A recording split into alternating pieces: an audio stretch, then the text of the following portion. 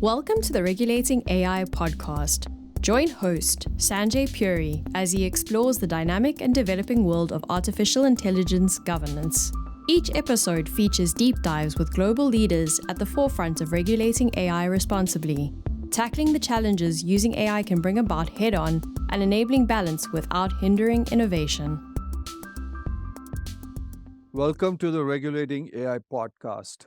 Artificial intelligence stands at the forefront of technological evolution, with experts predicting that it could add trillions of dollars to our GDP, but it could also negatively impact our workforce and national security. So, how do we regulate it without stifling the innovation that drives the United States and many other countries? Our podcast features insights from various perspectives. We have had industry leaders, government officials, advocacy group leaders. Together, they address pivotal questions that are needed to create practical legislation. I'm very excited to have Professor Avi Loeb with us today. He's a professor of science at Harvard University. Professor Loeb is also the director of the Institute for Theory and Computation within the Harvard Smithsonian Center for Astrophysics. And he also serves as the head of the Galileo Project, and he has been the longest-serving chair of Harvard's Department of Astronomy, besides being a prolific author. I invited him on this show as we want to have as many different voices as possible that can create practical and democratic legislation, and having a voice from an astrophysicist is also important. Besides, these days, it seems like every tech billionaire, AI billionaire wants to take us to space, so let's get his perspective too. Welcome, Professor. It's an absolute pleasure to have you on the Regulating AI podcast. Thank you for having me. It's a great pleasure to be there. Wonderful. Professor, for our audience, can you share a little bit about your background, your role at Harvard University, especially in the context of the Galileo and the Space Initiative? Yeah, I was born on a farm and was very much connected to nature. And as a result, I don't have any footprint on social media because I value new knowledge about nature more than likes on social media. Sometimes they align, but very often they don't because people have ulterior motives. And, it's much more rewarding to learn about the reality that we all share, which is the job of a physicist. And I'm a physicist of a special type, an astrophysicist, looking at the big picture of the cosmos. And I'm practicing it. I wrote more than 1,000 papers about it, and I'm really fascinating to study our cosmic roots. Where did we start from? There was a Big Bang, but it took 100 million years for the first stars and galaxies to form. So that was my first research area when not many people were interested. And now we have images from the Webb telescope that were actually celebrated in the White House a year and a half ago. And altogether, it's really exciting to learn how everything we see around us started. And we can observe the universe at early times because it took light some time to reach us from great distances. And so we can see images of the universe when it was young. Another topic that I focused on is black holes. They are distortions of space and time that are the most extreme that we know about and fascinating to study. So I was the founding director of the Black Hole Initiative, and we obtained the first image of a black hole, which looked like a silhouette. Some shadow on the background of illumination from hot gas behind it. Other than that, in recent times, over the past 5 years, I was really interested in the question of whether we are alone or do we have a neighbor out there? And traditionally, answering this question was thought to be through a search for radio signals, which is basically just like waiting for a phone call at home. You can wait forever and you will not hear any call, but there is a completely different approach, which is searching for objects that are in our backyard, near our mailbox, that someone might have sent a long time ago. And that's a new frontier that I'm exploring with the Galileo Project that I'm leading. And we went to the Pacific Ocean half a year ago. We found the materials from the first interstellar object that collided with Earth, a meteor. And we are studying them now and getting results. And we're also looking at the sky for unusual objects that are not human-made or natural, like birds. And so this has been my interest in recent years, and I'm very much hopeful that in the coming years, long before I die, we will know the answer to whether we have a neighbor, because that will inspire us to do better. And I should say, it's most likely that if we are visited, it will be by AI, artificial intelligence, rather than biological creatures, because the travel across interstellar distances takes a long time, and there are cosmic rays, energetic particles that would damage every cell in our body over a period of years. So it's really difficult to imagine survival over, thousands of years that it takes to make the journey for biological creatures. Well, you have an amazing background, and we could spend hours talking on it, but that could probably be another different kind of podcast. Our podcast is about AI and how do we sensibly regulate it. So I'm going to ask you to use your expertise and give your perspective, because our mission is to bring many different perspectives, not just a few. And we have legislators, we've had senators, members of Congress, and we are going global, and we take your perspectives and give them that. So, Professor, in your view, what do you see as the biggest risk from artificial intelligence that needs to be regulated? Right. So the biggest risk is that it could be unpredictable. And we know that because humans are very often unpredictable. So how do we deal with that? Well, there is a legal system that basically states what would be the consequences of a person misbehaving. Okay, we can't forecast what a person would do. But if a person does something that damages society in one way or another, we have a response to that, and that discourages other individuals from doing the same. And that's the way we deal with intelligent systems that we cannot really predict. As a physicist, I deal very often in systems that we can forecast. We have the laws of physics. We have equations that tell us how electrons, atoms, particles in general behave, and they never break those laws, in difference from the legal system of humans, where the laws are being broken all the time. The laws of physics are not broken. And that's a very different mindset. But when dealing with intelligent systems, laws are broken, and we know that from humans, and we should apply the same approach to AI. And here is the way I think of it. I mean, it may well be that as of now, we can sort of tame this beast. We can pretty much figure out how to train it in a way that will not be harmful. But, in the long run, if it's really intelligent, just like humans, we won't be able to forecast its capabilities and how risky it is to society. So how do we deal with that? Well, first of all, the way we deal with children. Okay, so you can think of the education system as being designed to bring children to the realization of what are the values that we appreciate and make them behave better than if they were exposed to all the criminals on the street. We don't let them go out to the street at darkness and just learn how to behave from that. And I should say right now, AI systems are trained on the internet, and there are lots of dark corners on the internet. We don't want AI systems to replicate misbehavior on the internet that could be damaging to society. We know of many of these risks that amplify hate, amplify tribalism, where people subscribe to tribes and hate others from another tribe.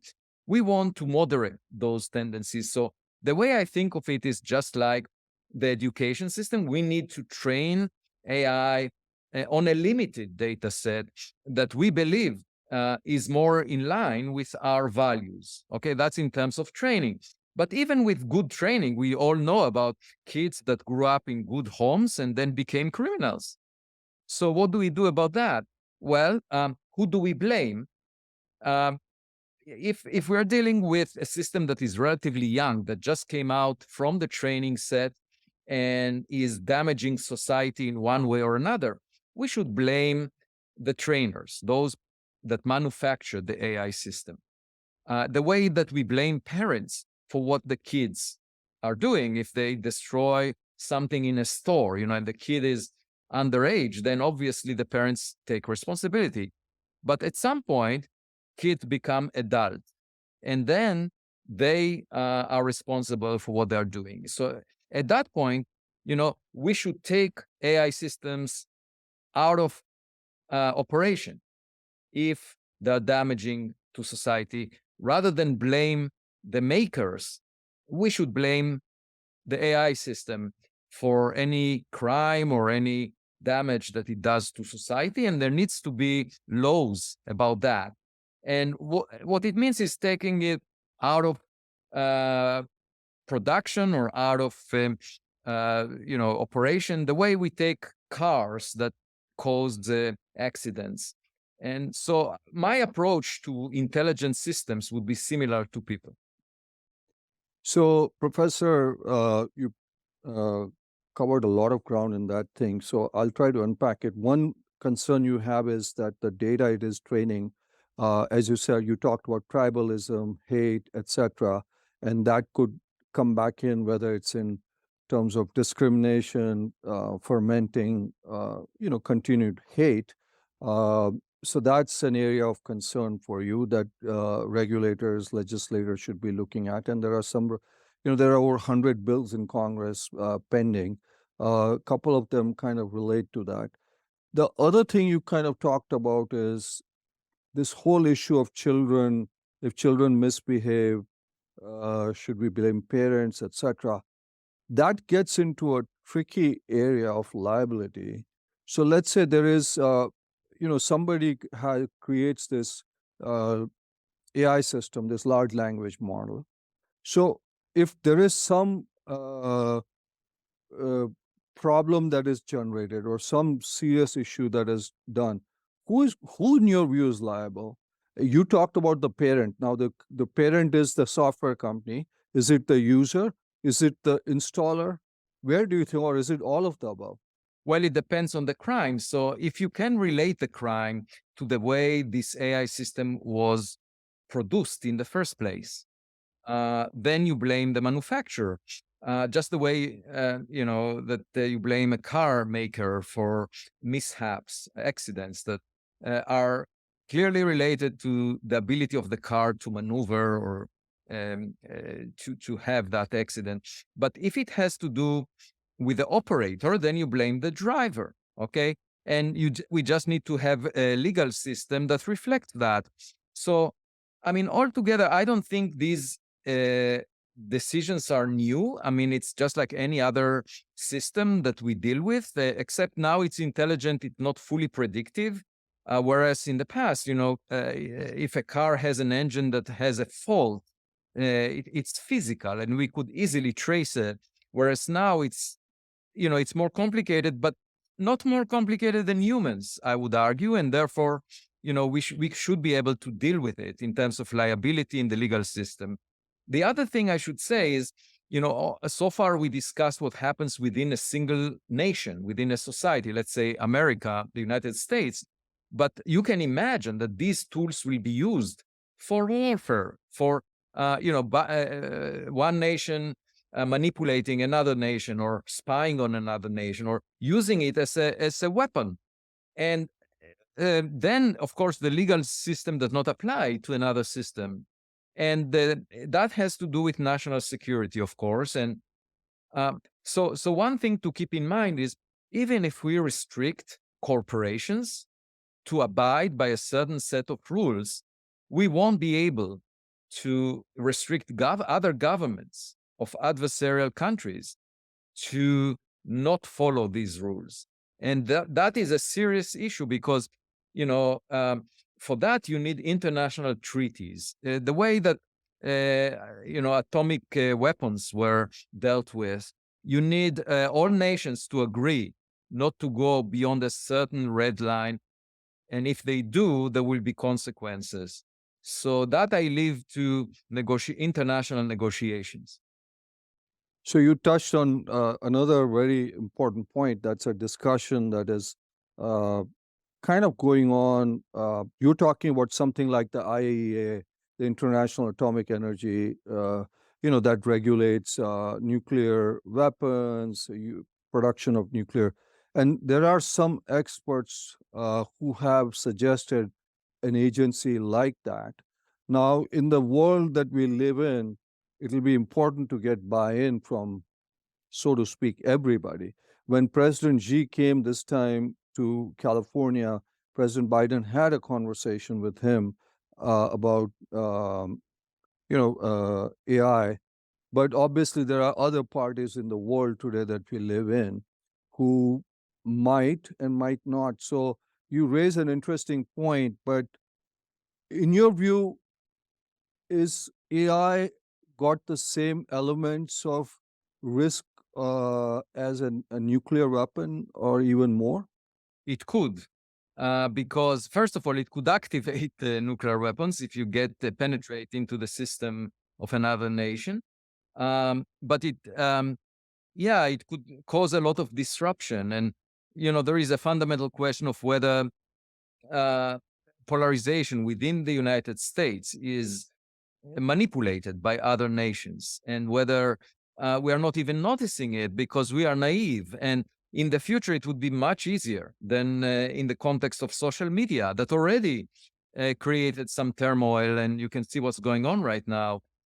And so I do think that the government needs to think about this in two separate lanes. One is within the nation, and that's just like the legal system we have, and that's easier to enforce with the rules that we can set. But internationally, there have to be, it needs to be part of the conversation among nations, and an agreement that if a bad player does not adhere to these rules, there will be implications. And if sufficiently large number of major nations agree to that, then of course you can have terrorist organizations or small nations violating those rules, but they would suffer the consequences. There need to be a clear understanding that if you violate a certain set of rules and you can demonstrate that that nation violated them, there will be consequences. Professor, you touched on another point that is making me bring up an issue of internal disinformation. We have an election here coming up, and it's not just United States. 60 democracies are going to go to polls this year. Some fairly large ones like India.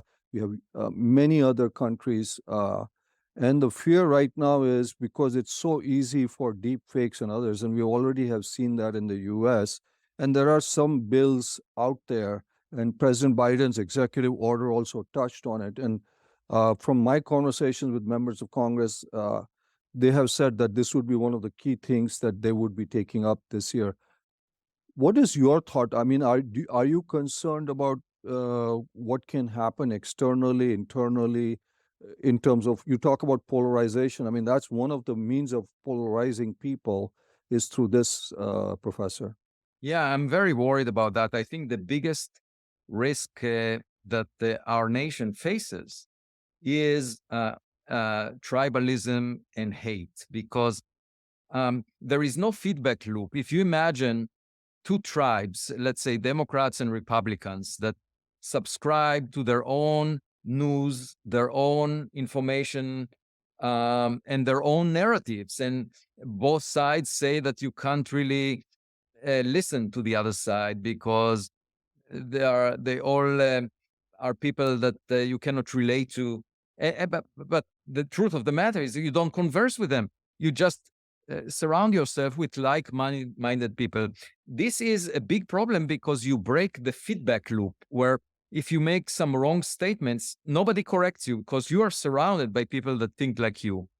And that could lead to a civil war, or some big disruption of society within the next election, irrespective of what the outcome is. One way or another, part of society may be dissatisfied, will hate the other part, and that hate would translate to violence. And I'm really worried about that. I think it's looming, and it could be amplified by adversarial nations that want to, increase the flames within society. Now, what can we do to suppress it? Well, one thing is to engage in dialogues among people who disagree, that do not share the same view. And I must say, I'm very disappointed by what's happening right now at Harvard University, because part of the problems that brought us to the turmoil recently, where the president of Harvard stepped down, and as of now, freedom of speech is not really followed in the way that is should be followed. And it seems to me that this is a result of politics, the narratives of politics entering our campus. And of course, one way that academia can help make the world better is by engaging in dialogues, not just talking about free speech as listening to people who agree with you, but listening to people who disagree with you. If you believe in the far left agenda, you should engage in dialogues with the far right agenda and try to understand where those people are coming from, and perhaps we can find a common ground. The point is that as of now, social media and potentially AI would just do the opposite. And we need to, as part of our national security, I would argue, we need to change the algorithms. So you would suggest that our legislators do something about this, right, Professor? Not just legislators. I suggest that the next president of Harvard University will do something about that. The corporation of Harvard, the provost of Harvard, will work towards that future. These are really serious problems. And when I look at what courses are being taught at Harvard, regarding AI, I see very little. I mean, I see a course that, talks about how to solve differential equations, a course that shows how to use ChatGPT. But to me, the most important courses are not being offered. And these are courses that talk about the ethics of AI and how to make AI a tool that would stabilize society rather than disrupt it. And what I tell philosophers, people in the humanities often, and they don't listen, is that instead of studying the ancient Greeks, that had no computers, philosophers should study the future, AI, the impact, how to combine AI with ethical rules that we believe in. That's humanities of the future rather than humanities of the past. And unfortunately, they are not being offered in the course list that I see. Professor, you touched on a point, and all the polls that we see coming out show that there's a high level of concern in the general public about artificial intelligence. How do you think we can involve the general public in discussions about AI regulations to make sure there are diverse perspectives that are concerned? And what role can education, you are an educator, can they play in this process, Professor?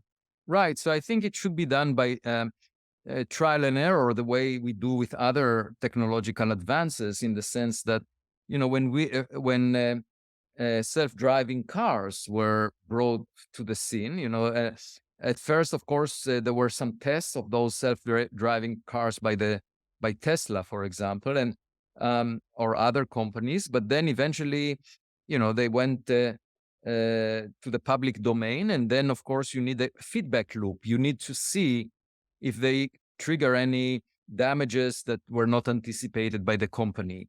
And so what we need is a monitoring system that looks at the interaction of the product with society, in this case, AI. And if it notices major disruptions or accidents, there should be a report back to a government organization that does the monitoring, and then either if it's relatively minor, alerts the company or disciplines the company, punishes the company if it's a major disruption. That's pretty helpful feedback. Professor, just shifting a little to astronomy, how is AI currently being utilized in the field of astronomy, and what impact has it had on research and exploration, Professor? Well, actually, machine learning and AI appear quite prominently in current papers, scientific papers in astronomy, because we very often have large data sets. And so if you're looking for patterns within a huge data set, the computer is much better equipped to search for that. And moreover, it can find anomalous things that are unusual. And we are now in this age of astronomy where huge data sets are being developed. And for example, there would be very soon, within a year or so, a huge flood of data from the Rubin Observatory in Chile that would survey the southern sky every 4 days with a camera that has 3.2 billion pixels. And then you can look for many different possible objects in the sky. AI will be instrumental for that. So people are already preparing machine learning algorithms that would know how to identify sources of interest. But I'm most curious about the things that we haven't expected, things that fall outside what we already know. And I think AI will play a bigger and bigger role. The most important futuristic question is whether AI could do the science. In other words, look at the data and say, there seem to be some regularity in it. There seem to be some physical law, the way that scientists do when they discover something really new. And besides digesting the data, whether the AI could do abstraction and come up with physical laws, that remains to be seen. I think it would be fantastic. I have no issue of taking a vacation rather than doing the hard work of science if the AI system can do better than me. I have no inferiority complex. I'm very proud of any technological kids that we might have, the same way that I'm proud of my daughters. They sometimes do much better than I do on some tasks. And rather than be jealous or vindicative of saying, no, I always want humans to be in charge of this or that task, I would be happy if AI can do it better. And especially in space, I should say, we've never sent an AI system to space as of now. And I see a big role that AI can play in space, because it could go for long distances. And the good thing about AI, it would make its own decisions without waiting for guidance from engineers in the Jet Propulsion Lab in Pasadena, the way that currently we operate, for example, the Perseverance rover on Mars. So in the future, I think instruments will have their own brain, AI. They could make decisions and just send a postcard home on Earth every now and then, not asking what to do, but actually telling Earthlings what that instrument found and what are the most important. So it would save on information transfer and the rate of data transfer, that just the way, when your kids leave home, they don't report about each and every incident they have, because they can decide for themselves. And then they report about the most exciting things. That's the way I see explorations in the future in space. Wow. So maybe a robot, intelligent robot going out there. That's a very interesting point.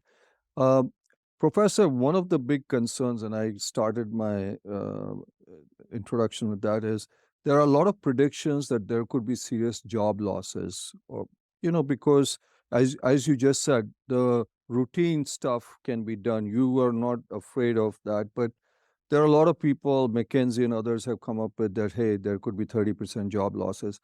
What role do you think, educational institutions or others can do to create a workforce, whether it's reskilling, uh, not just on a technological level, but also ethically conscious, to make sure that we are not, because you talked about polarization. If something like that happens, it kind of creates even a bigger divide, Professor. So, any thoughts on that? Yeah, so there are two aspects to it. One is economical, financial, and um, obviously the economy needs to adjust to those changes.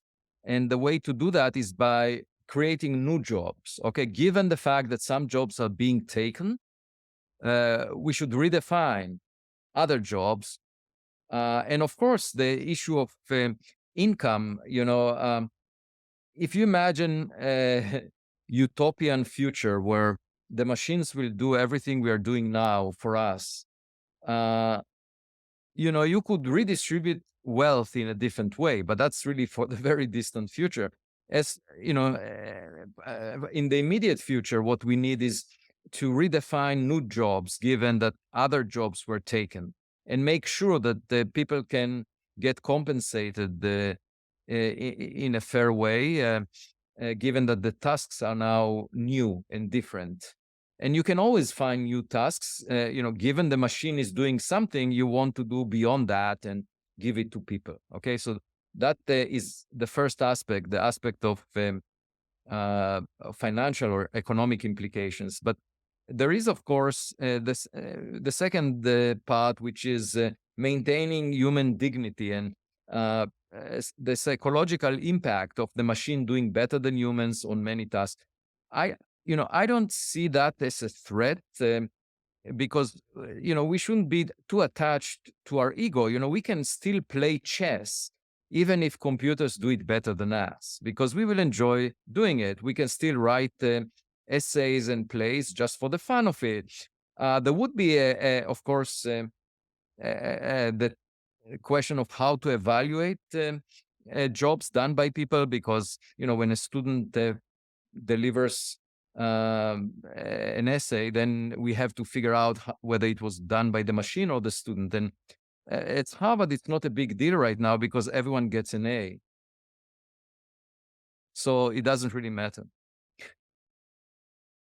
Um, Professor, one of the big concerns in Washington with a lot of the legislators I talk, and it stems from social media. You see 5 or 6 companies kind of dominate globally the social media, the digital town square, at least most countries except China.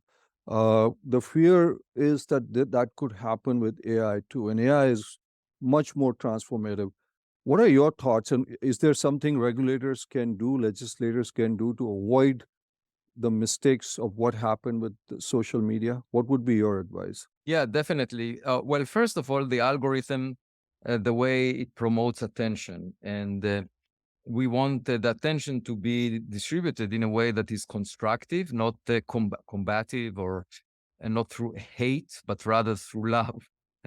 I mean, that's easy to say, but how do you do that? Well, uh, you can see what is being amplified and suppress the negative while highlighting the positive, so that we encourage people to work together to engage in dialogue, even with those who disagree with you, but the dialogue should be constructive. And so how to do that is an art, of course, and it's the same art as we exercise when we educate kids. Kids get into quarrels. There is a lot of hate in school that teachers have to engage with, and so in the same way, it's as challenging as educating kids. That's what I would say. And you know, uh, so the education department, for example, could have a component that has to do with AI, and therefore, because it affects the psyche of children, and It's as important as having good teachers. We need to monitor. You can have AI systems monitoring social media to make sure that they operate properly. And most importantly, you don't want bots to dominate. So you need to identify people as the players and not allow virtual people to drive the conversation. No, that's helpful. Professor, in your role, you likely collaborate with experts from many different fields.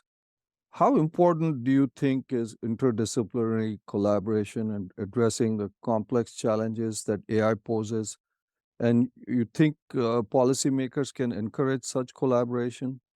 I think it's extremely important. I think there needs to be a redefinition of the humanities instead of, as I said, dealing with ancient Greek philosophers. I have nothing against them. It's just that they didn't have computers back then. And so we have to rethink the humanities. A lot of people say the humanities are less relevant today. I don't think so. They are very relevant as to shaping AI and its interaction with society. We just need to engage in that, and it's not being done right now. So in terms of interdisciplinary work, what could be more interdisciplinary than a collaboration between the humanities and the hard sciences in the context of AI? And I think psychologists obviously are extremely valuable because we are dealing with intelligent systems. Physicists deal with dumb systems, particles that don't have free will, don't have, they follow the laws of physics.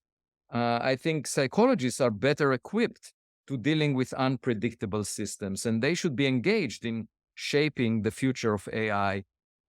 So indeed, this is a new challenge, both academically and in society, and it's definitely interdisciplinary. We need to bring all the power we have to make it serve society rather than threaten society. Thanks about that. Professor, I wanted to ask you one final question, knowing how busy you are. Professor, should companies have a legal duty to disclose when they're using AI? Yes, I do believe so, because just like any other technology, it brings risks, and we need to be transparent about that. Well, that's very, very helpful, Professor. We've covered so much ground. We covered elections, disinformation, tribalism, astrophysics, particles. I could spend hours talking to you about this, but we really, really appreciate it, and we'd love to have you back again. Thanks so much for taking the time. Thanks for having me. Just keep in mind that what happens on Earth is just a small piece of the big picture. There is much more real estate out there in between the stars. I think we forget that sometimes, but thank you for reminding us, Professor. Thank you so much. Thank you for having me. Thanks for tuning in to the Regulating AI Innovate Responsibly podcast. You'll find links in the show notes to any resources mentioned on the show. If you're enjoying our podcast, please subscribe so you'll never miss an episode, and leave us a 5-star review.